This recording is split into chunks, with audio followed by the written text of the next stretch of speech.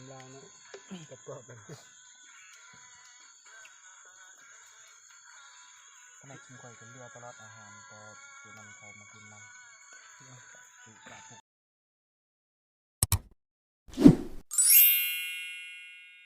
สบายดีทุกคนบัดนี้วันนี้เราจะไปหาล้าได้ออกไปล้าได้บาดมาพบกับส่องเบาผู้ไทยคือเก้าพี่น้องเลยนี่ก็เขาอยู่บ้านห้วยจังเมืองเซโปนแขวงสะวรรณเขตพี่น้องเลยเราจะไปทั้งเรื่องวันนี้สุกี้คุณครูกระตุ้นคือครูกระโตนเนาะจะน้อยถ้าเกมเครื่องเกมของไปลุ้นน้ำกันพี่น้องว่ามันสิหมานหรือมีหมาน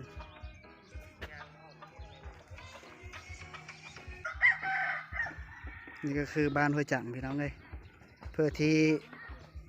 มีเคยเฮามาสามารถเบิ่งคลิปนี้ได้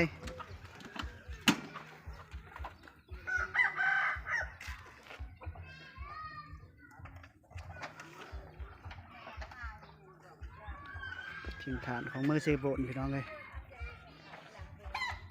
ในผ่านเฮากับเกมคืนเกมคลองไปแล้ว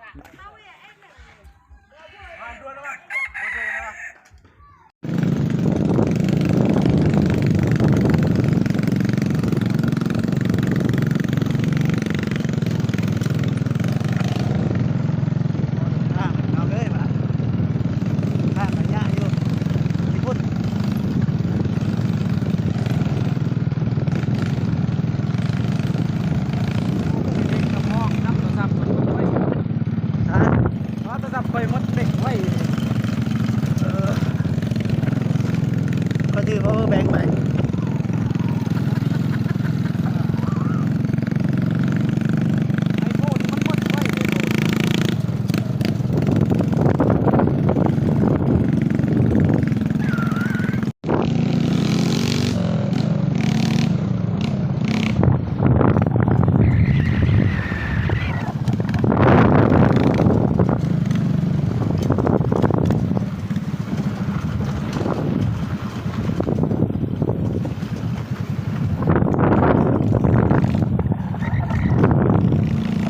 ขึ้นทางนี้เลยบ่อ๋อต้องคุณก่อนบ่ทางเวทบนเทียงหน้าทอดจริงกระเป๋าเลยครับ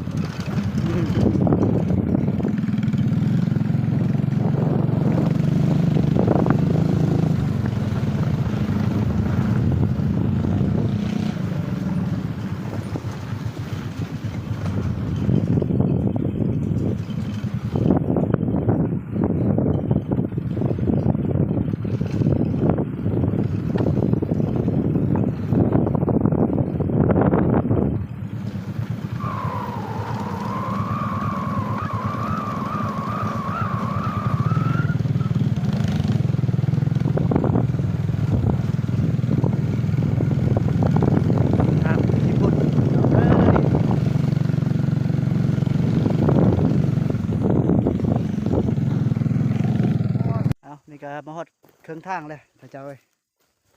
นี่ก็ทางทีมงานเฮาก็ไปตักน้ำอยู่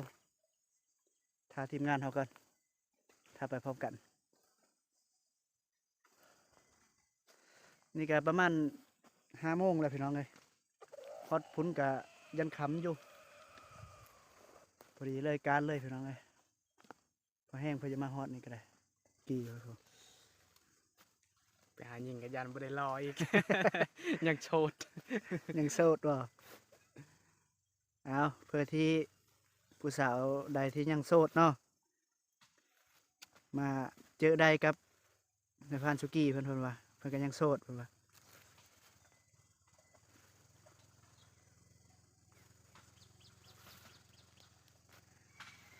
โอ้พูดแล้วเฮาจะไปพูดแล้วพี่น้องไป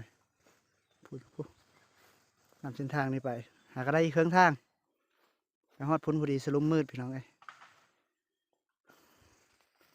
ติดตามเบิ่งต่อไป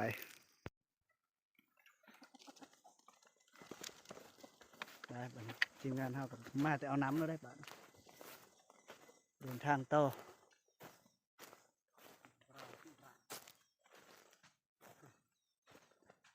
ไก่จะได้ครับ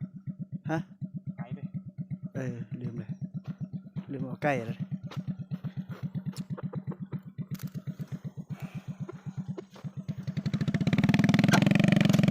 การเอาแห้งเนาะ เจ้าก็ถือมาบ่เปนอนบ่ บ่นอนพื้นเลย โอ้ย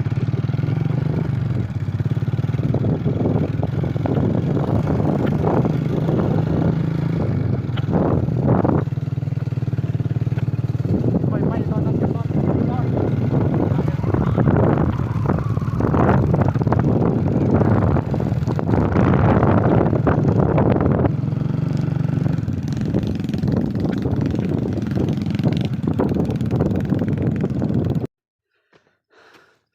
ผู้สูงขนาดเลยพี่น้อยซ้อนกันขึ้นมีไหวต้องได้ถือเอาย้างเอาบัตรนี่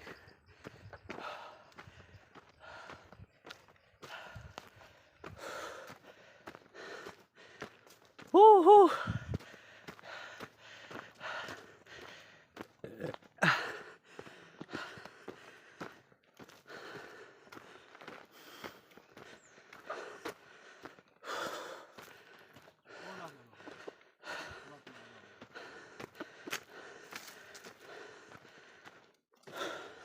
ยังอยู่อ่ะพูดเนี่ยไปสุกี้ไป นี่นะคำว่าบ่มีผู้นะ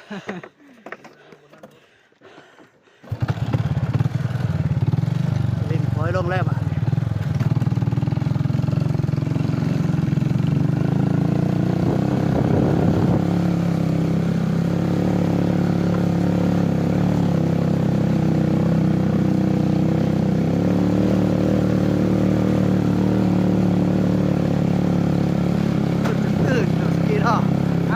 รถจะลื่น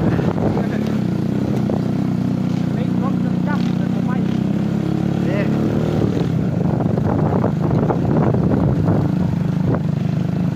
รถแห้วสกี อ๋อรถคอยหักซะนี่ได้ขึ้นผู้แบบนี้นะ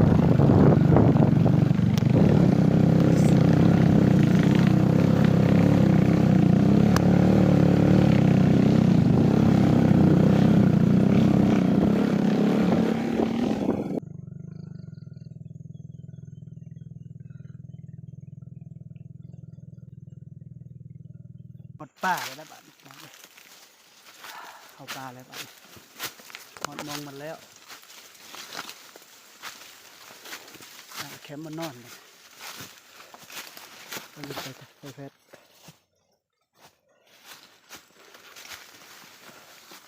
หมดป่าเลย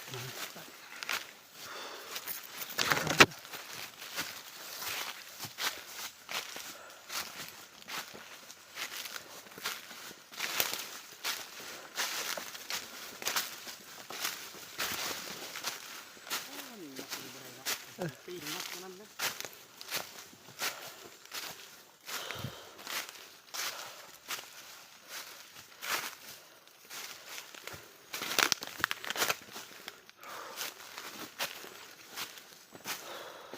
เป็นหมอนั้นบ่ที่นี่นกไก่ลายไก่ปลาลาย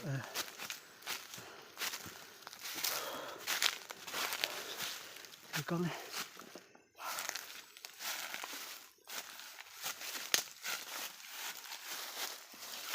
โอ้ผู้สั้นๆของน้องเลยจ้ะไปเดี๋ยวจ้ะ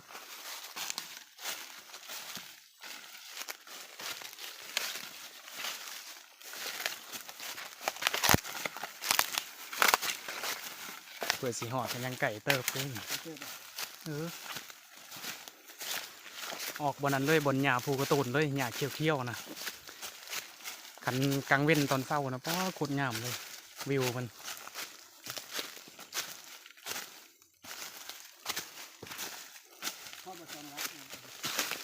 จะคอยกับบุจื้อกัน4-5 ปีแล้วบ่ได้ไป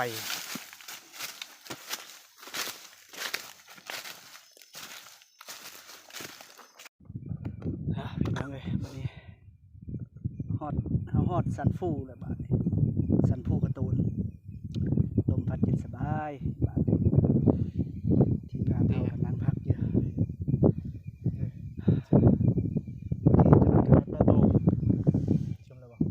ยัง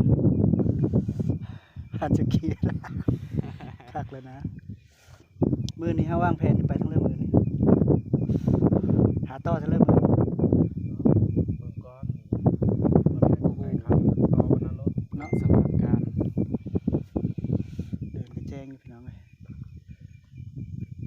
ทั้งหลุมผูแม่นหน้าผาได้แต่เจ้าเลย อย่าไป อันตราย เด้อวะ ผูมีหูมากลางคืนมาหาการหาเยอะเลยระวังสุดๆเลยหน้าผา โอ้ผมไปตรงเว้นขับไปยามมันสบายม่วนน่าจะไปยามเก่า ย่ำฝนมีลำบาก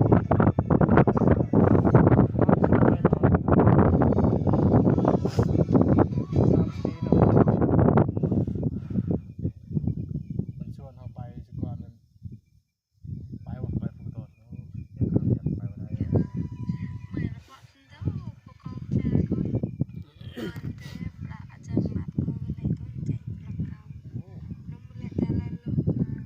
ลมผู้สาวอยู่ผู้บ่าวโสดเอ้ย สาวใช้น้องสาว เออ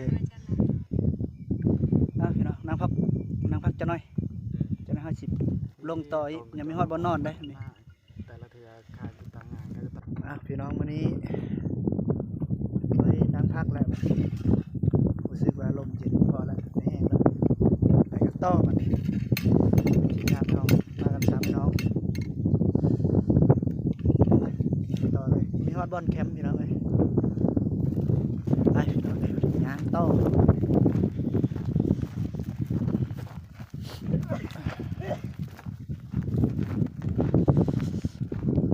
มืดเช้าเพื่อเราจึงได้เห็นวิวพี่น้องเลยกลางคืนมืดมืด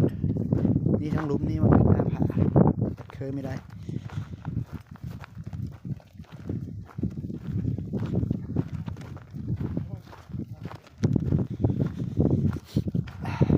งานพอดีฮอดหลุมฮอดโฮยอาจจะนอนบอนโฮย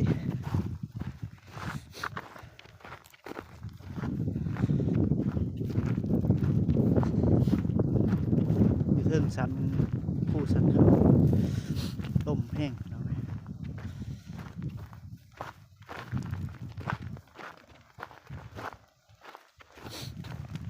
เอ้ย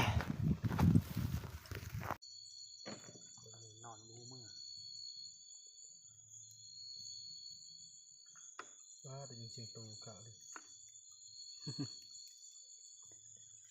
ดองนี่อยู่บ้านมื้อนี้ ก็หากนมาฮอดบอนพักเศร้าพี่น้องเลยเมยไก่สุดยอดนี่ก็กำลังดังไฟเอเดียวได้กิน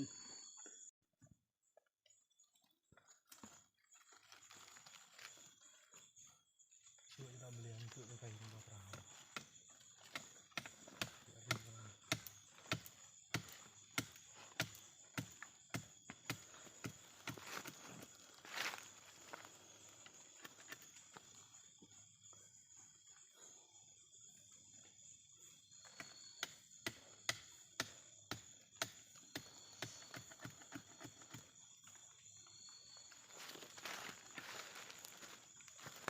ไปนอน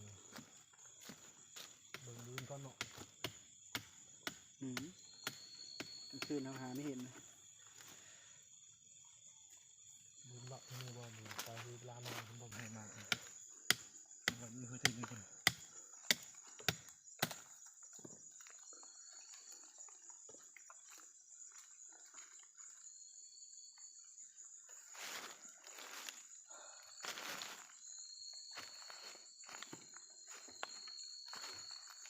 เห็นเลยเนาะ ดูเดือดแจกแล้วมันจะออก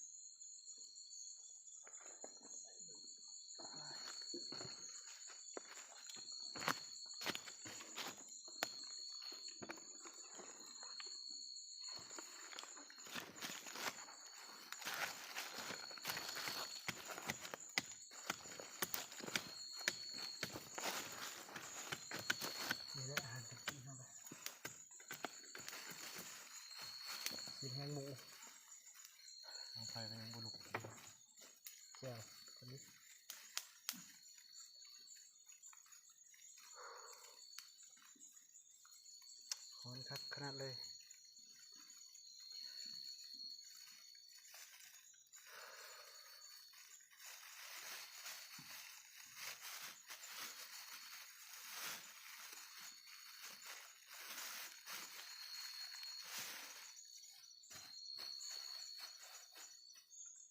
เราจะไปการต่อวันนี้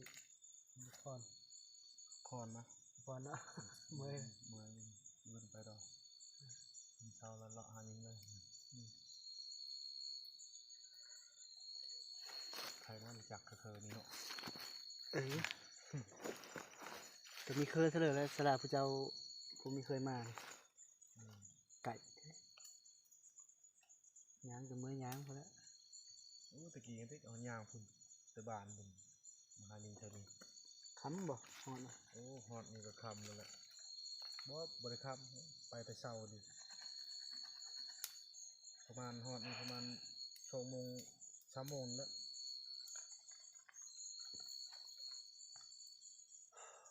ถ้าเฮ็ดกินข้าวพี่น้องไง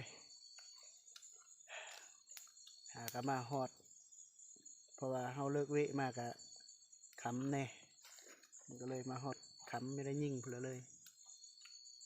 ไม่ได้เห็นชัดเพื่อเลย ถ้าเบิ่งมืออื่นแหละไปต่อไก่มืออื่นจอบกระเหาะเลยมาได้กินอาหารมาเทินก่อนพี่น้องไงมามีฮอนมงกินข้าวแล้วได้อพี่น้องกินข้าวนี่กันกินข้าวปลามันนี้มาเขามาค้ำพ้นไม่ได้ยิงสัตว์กินของกินอยู่เฮิรนแหละของกินก็นี่แก้วสินหมูแห้ง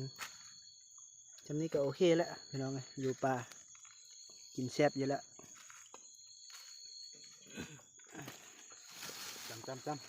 จำรักสกีเอาหันฮะ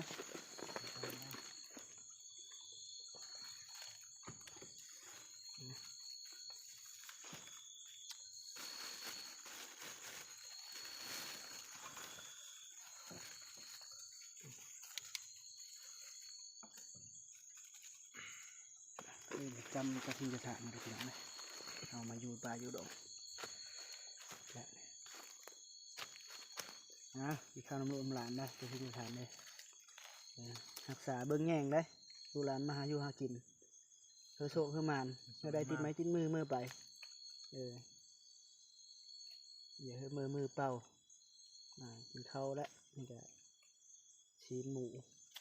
นะมากินข้าวพี่น้องแบบนี้เฮาป่าเฮาดงเฮาอย่าลืมกินนี้เป็นประเพณีเฮามาแต่ถึงนานแล้ว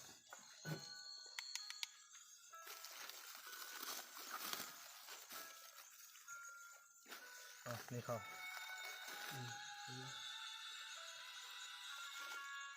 กินเกลือเลย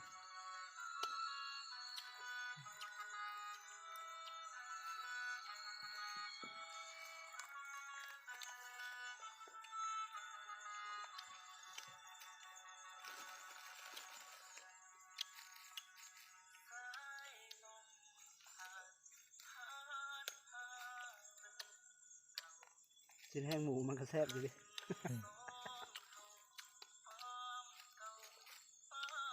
เจอเคล็ดของ ยิงที่เปียกบ่ ไง แล้วก็ ปลาอยู่ที่เปียกของ หน่อยนี่ เขาก็สืบ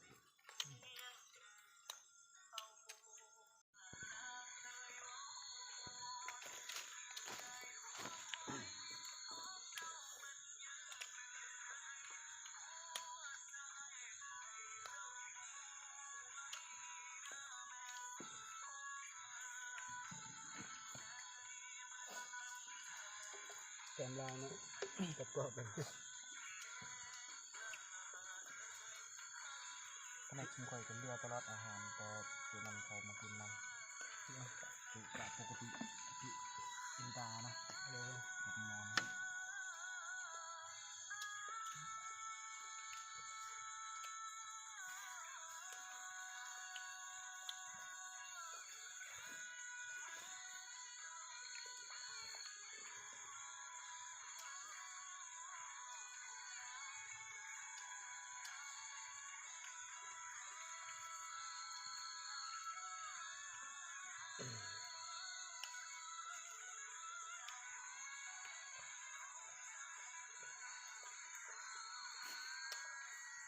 พิ่งเหรอ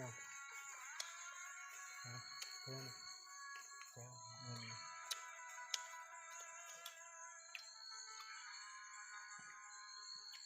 แผนกวัตถุดิบกับเขาพอกินนะเป็นโมเขาบอกว่าบางมื้อก็กินนำกัน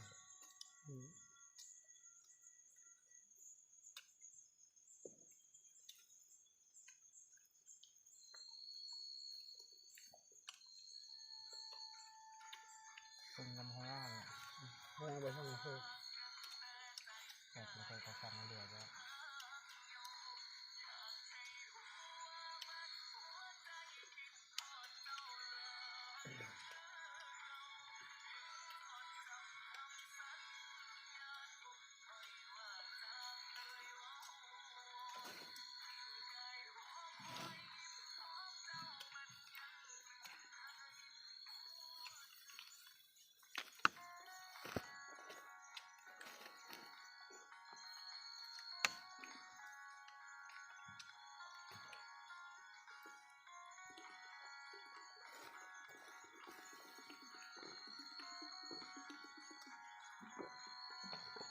เย็นนะเนาะฉันใช้ตัวเย็น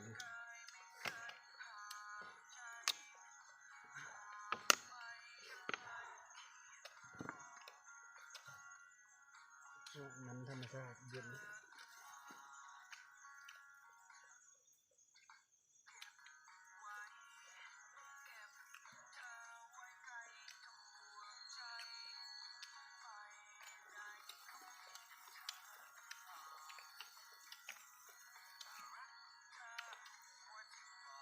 ยามฝนเขาไม่กล้ามานอนแล้วเดี๋ยวถ่ายฮะ เนี่ย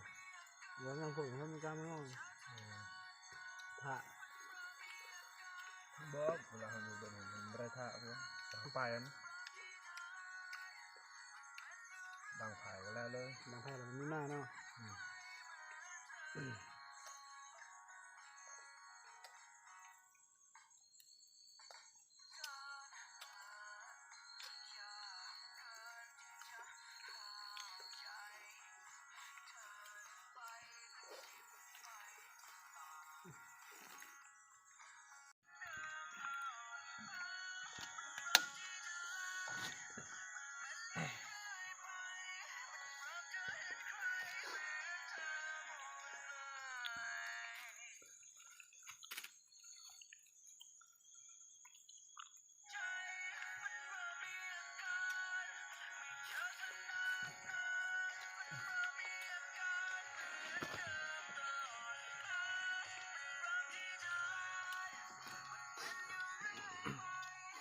อยากกันลำรอชดทั้งนึง พี่น้องวันนี้หลังจากกินข้าวแล้ว หมดเลยจัดมาเลย นอนพักผ่อนบาดนี้ มือเลย นอนพักผ่อนเอาแห้งมื้ออื่นตื่นแต่เช้าออกไปหา รั รั บ ด ก็หน่อยดิ สัตว์ต่อคืนนี้น่าจะไปไม่ไหวละเพราะว่าย้างมามันกับพ่อแห้งละเมื่อยกับพุ่นนอนก่อนโม